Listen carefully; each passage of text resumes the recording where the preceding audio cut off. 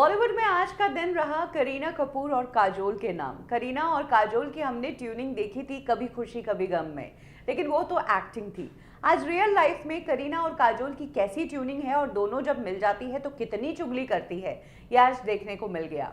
पापराजीज के सामने करीना और काजोल नजर आई। शायद दोनों एक स्टूडियो पर या कहीं तो मिली है।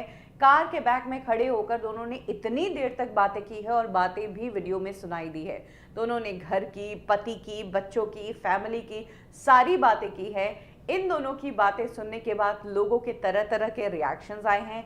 जहां कुछ लोगों ने दोनों की ट्यूनिंग को पू और अंजलि वाली ट्यूनिंग बताया और कहा कि कभी खुशी कभी गम की यादें ताज़ा हो गई।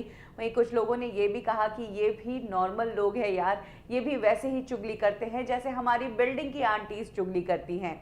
इसके अलावा कुछ लोगों ने दोनों की लैंग्वेज पर भी सवाल उठाया और कहा इन लोगों को हिंदी बोलने में क्या प्रॉब्लम है, क्योंकि दोनों थ्रू आउट इंग्लिश में ही बात करती रही।